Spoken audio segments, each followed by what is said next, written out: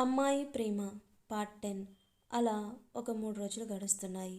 ఇంట్లో వాళ్ళందరూ బాధగా అలానే కూర్చొని ఉంటారు. ఊరి పెద్దలందరూ వాళ్ళని ఓదార్చి ఏదో కొంచెం తినిపించి వాళ్ళకి సహాయంగా ఉంటారు. ఆడవాళ్ళందరూ అటు చెట్టు అంత పిల్లోడిని పోగొట్టుకొని తమ గారాల పట్టి అలా స్పృహ లేకుండా ఉండడం చూసి తట్టుకోలేకపోతున్నారు. మగవాళ్ళందరూ వాళ్ళ గుండె రాయి చేసుకొని వీళ్ళని ఓదార్చే పనిలో ఉన్నారు. వాళ్ళకి భయంగానే ఉంది, ఏం వినాల్సి వస్తుందో అని. ఎప్పుడు ఆడుతూ పాడుతూ ఉండే పిల్లలు అందరూ గదులకి పరిమితమైపోయారు. కనీసం తిండి లేక నిద్ర లేక వాళ్ళ మొహాలు పీక్కుపోయాయి. వాళ్ళని అలా చూడలేక పెద్దవాళ్ళు ఇంకా బాధపడుతున్నారు.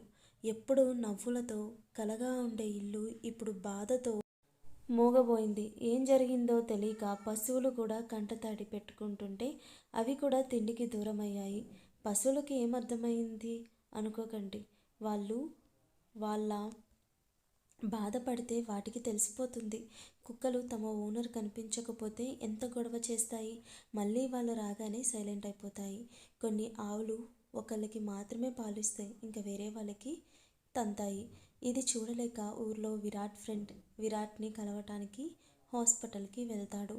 సర్యూ బెడ్ పక్కన చైర్లో కూర్చొని సర్యూ చేయి పట్టుకొని తనని చూస్తూ ఉంటాడు విరాట్.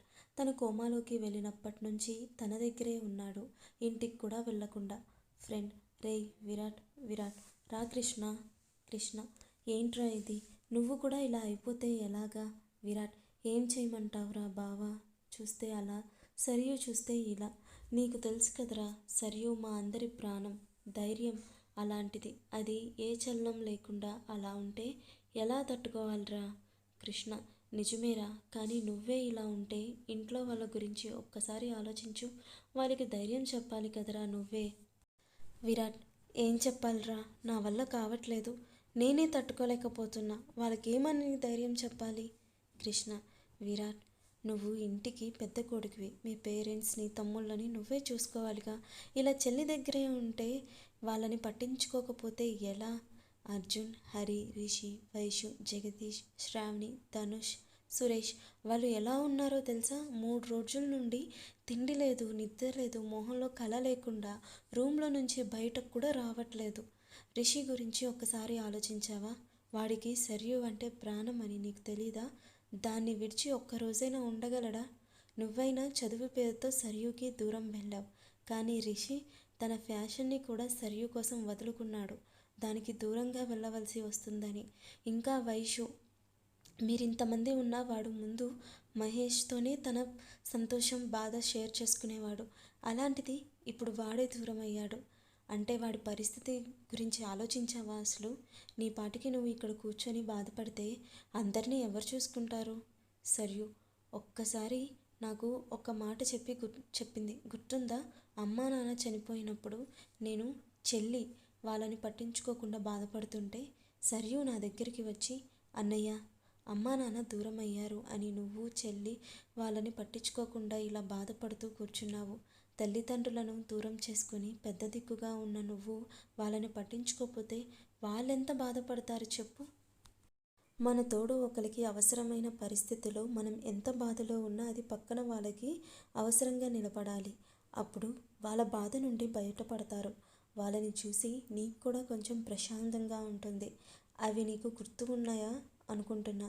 సో ఒకసారి ఇంటికి వెళ్ళి అందరికీ కొంచెం ధైర్యం చెప్పు విరాట్.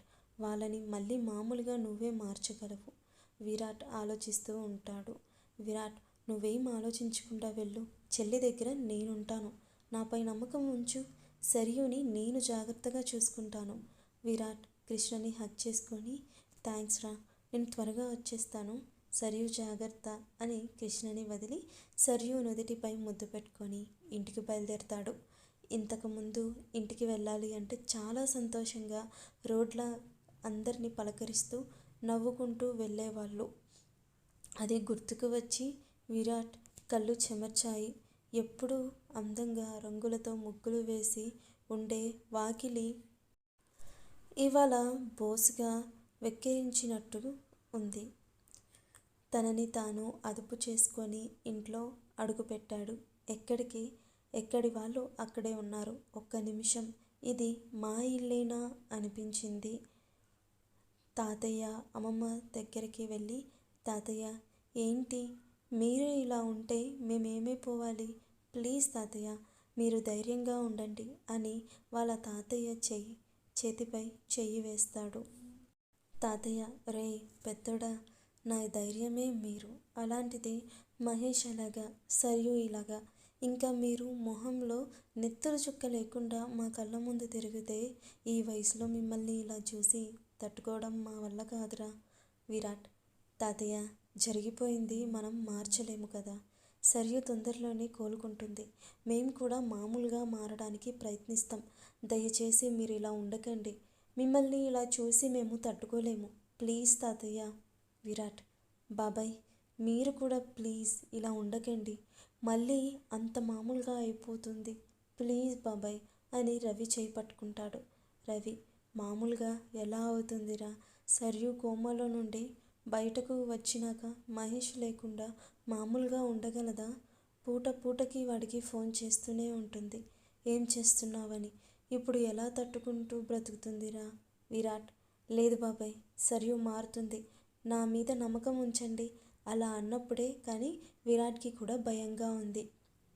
సరియు ఎలా రియాక్ట్ అవుతుందో అని. విరాట్ వాళ్ళ అమ్మ వాళ్ళ దగ్గరికి వెళ్ళి, అమ్మ ఏంటిది? ఒకరి గురించి ఒకరు ఆలోచిస్తూ మిగతా పిల్లల్ని పట్టించుకోరా? చూడండి వాళ్ళు 3 రోజుల నుండి తినక ఎలా అయిపోయారు. అప్పుడు చూస్తారు వాళ్ళు మిగతా పిల్లల్ని చాలా నీరసంగా కనిపిస్తున్నారు. సంధ్య వాళ్ళు కూడా బాధపడి లేచి గబగబా వంట పనులు మొదలు పెడతారు. విరాట్ పిల్ల బ్యాచ్ మొత్తం తోటలోకి వెళ్ళి కూర్చుంటారు. అక్కడ వాళ్ళ జ్ఞాపకాలు గుర్తు చేసుకొని బాధపడుతూ ఉంటారు. విరాట్ రేయ్ ఏంటిది? మీరందరూ అలా ఉంటే అమ్మ వాళ్ళ అందరినీ ఎవరు చూసుకుంటారు? జరిపోయింది మనం మార్చలేంరా అని వాళ్ళకి ఏం చెప్పాలో తెలియక సైలెంట్గా ఉంటాడు.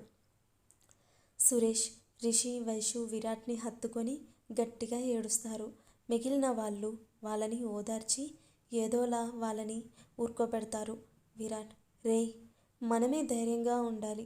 రేపు సర్యు క్యూర్ అయ్యి ఇంటికి వచ్చినాక తనని జాగ్రత్తగా చూసుకోవాలి. మనం ఇలా ఉంటే ఇంక దాని బాధ గురించి ఆలోచించండి అని వాళ్ళకి ధైర్యం చెప్తాడు. తర్వాత అందరూ ఏదో తిన్నాం అనిపించి లెగుస్తారు. రూమ్లో విరాట్, రిషి, వైషు ఉంటారు. రిషి అన్నయ్య ఎందుకు మనకి ఇలా జరిగింది? ఎంత హ్యాపీగా ఉండేవాళ్ళం, ఇప్పుడు ఇలా. విరాట్ జీవితం అంటే అంతే కదా రిషి, మనం అనుకున్నవి ఏం జరగవు. వైషు సరియు అన్నీ కలలు కనింది. అసలు అన్నీ ఏమైపోయాయి ఇప్పుడు? అసలు అది మామూలు మనిషి ఎప్పుడవుతుంది? వైషు మాటల్లో సర్యుని గుర్తు చేసుకుంటారు. ఒకరోజు సరియు, మహేష్, విరాట్ ఉంటారు.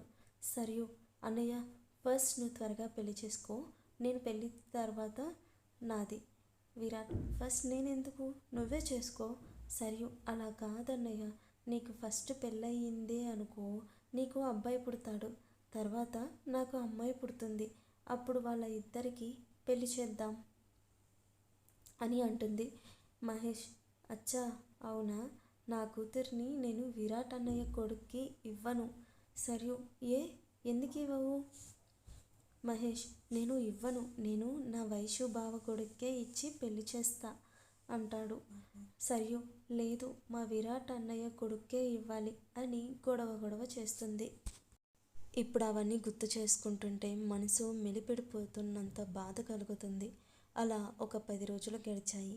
విరాట్ అందరినీ కొంచెం మామూలు అయ్యేటట్లు చేశాడు. సరియు ఇంకా కళ్ళు తెరవలేదు. హాస్పిటల్లో ఒక రోజు ఎవరో ఒకళ్ళు ఉంటున్నారు. అలా 1 నెల తర్వాత సరియు కొంచెం కదులుతుంది.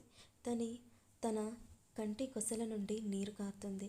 అది చూసి విరాట్ డాక్టర్ని పిలుస్తాడు. డాక్టర్ వచ్చి ఇంజెక్షన్ చేసి తను 1 గంటలో స్పృహ వస్తుంది అని చెప్తుంది. విరాట్ ఇంటికి ఫోన్ చేసి విషయం చెప్తాడు. అందరూ వెంటనే బయలుదేరి హాస్పిటల్కి వస్తారు. సరియు కళ్ళల్లో నీరు ఆగకుండా వస్తుంది. తన చెవిలో ఏంజెల్ నీ కంట్లో నేను నీరు చూడకూడదు ప్లీజ్ అనే మాటలు వినిపిస్తాయి. తను బలవంతంగా తన కన్నీటిని అదుపు చేసుకొని మెల్లగా కళ్ళు తెరిచి చూస్తుంది. తన వాళ్ళందరూ తన కోసం ఎంత బాధపడుతున్నారో అని వాళ్ళ కళ్ళు చూస్తే తనకి అర్థమవుతుంది. రవి, చిట్టి తల్లి ఇప్పుడు ఎలా ఉందిరా? సర్యు, బాగున్నా డాడ్. ఒంటరిగా ఉంటాను అంటే ఇక్కడికి వచ్చాము అని చెప్పి ముగించాడు. విరాట్ అభి కిరణ్ వైపు చూశాడు. కిరణ్ కళ్ళల్లో నీళ్లు, అభి ముఖంలో ఏ భావాలు లేవు. కిరణ్ కళ్ళు తుడుచుకొని అభి భుజంపై చేయి వేస్తాడు. అభి, విరాట్ గారు, తన కళ్ళల్లో బాధ ఉంది అని అనుకున్నాను కానీ ఇంతటి విషాదం ఉందని అనుకోలేదు. ఇప్పటి వరకు తను నన్ను ప్రేమించేలా చెయ్యాలి అనుకున్నాను. కానీ ఇప్పుడు నా ప్రేమతో తనని మారుస్తాను. తనకి దూరమైన ప్రేమని నేను దగ్గర చేస్తాను. మీరు నాకు హెల్ప్ చేస్తారా? విరాట్ ఏదో మాట్లాడేంత లోపల తప్పకుండా అంటూ రిషి అక్కడికి వస్తాడు. విరాట్, రిషి నువ్వెప్పుడు వచ్చావు? రిషి, మీరు మాట్లాడడం మొదలుపెట్టినప్పుడు. చూడు బావా, నేను నిన్ను అలా బావా అని పిలిచానో లేదో, నువ్వు నాకు నిజంగానే బావా అవుతున్నావు. అందరూ నవ్వుతారు. అభి, మీరేమంటారు విరాట్? విరాట్, నాకు సరియు సంతోషం కావాలి. దానికి నేనేమైనా చేస్తా. ఇంకా అందరూ ఇళ్ళకి వెళ్ళిపోతారు. ఇంకా ఉంది. నెక్స్ట్ ఎపిసోడ్లో ఏం జరుగుతుందో చూద్దాం.